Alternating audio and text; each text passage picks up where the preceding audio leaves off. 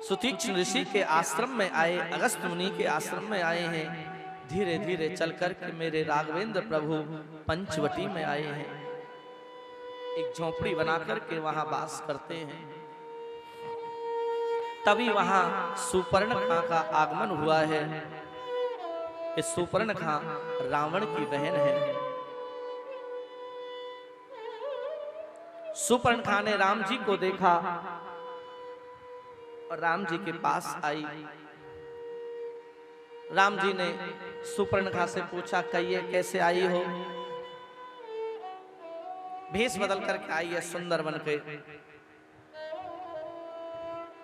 सुखदेव जी कहते हैं, परीक्षित, राम के सामने यदि कोई नारी आई तो या तो उसको मां के रूप में देखा है या बहन के रूप में।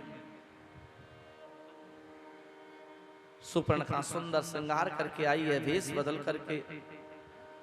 राघवेंद्र प्रभु ने कहा, कहिए कैसे आई हो?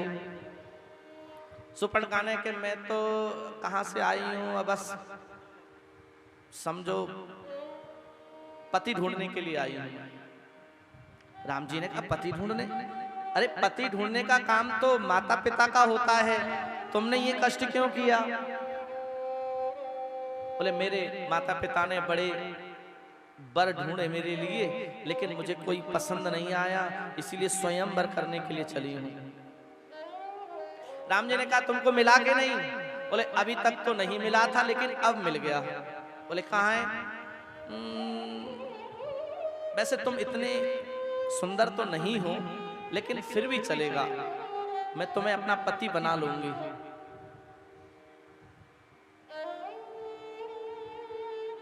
अब राम जी तो संकोची हैं, लेकिन कभी कभी हंसी मजाक भी करते हैं।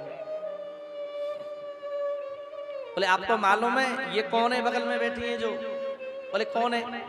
ये हमारी पत्नी है जानकी, ये दुबली पत्नी सी। इसकी चिंता मत करो, इसका तो किस दिन में नाश्ता कर जाऊंगी सुबह।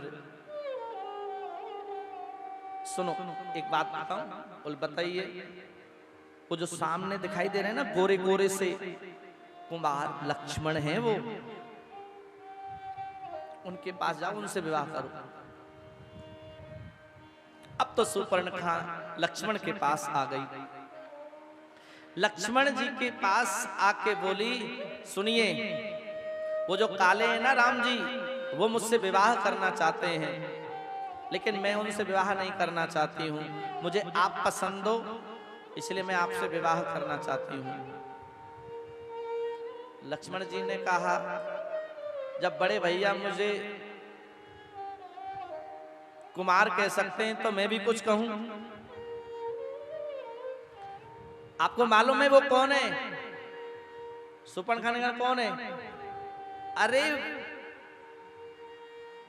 अयोध्या के राजा हैं वो। मेरी पत्नी बनोगी तो झाड़ू लगाना पड़ेगा, मैं तो उनका सेवक हूं, दास हूं।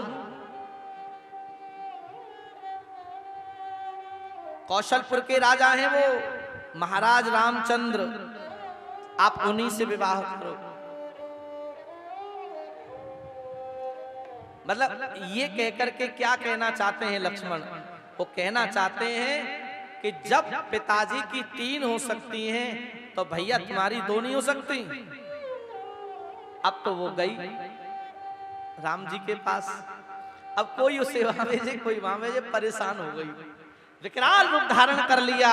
और सुपर्णखा मां जानकी को मारने के लिए दौड़ी, लेकिन लक्ष्मण संकर्षण देव हैं, तलवार निकाला है, नाक और कान काट दिए हैं।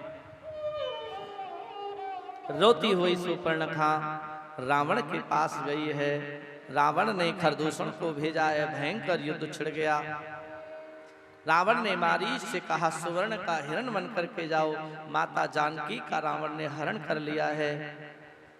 ये प्रसंग बड़ा सुंदर है, लेकिन भागवत में राम कथा संक्षिप्त में है।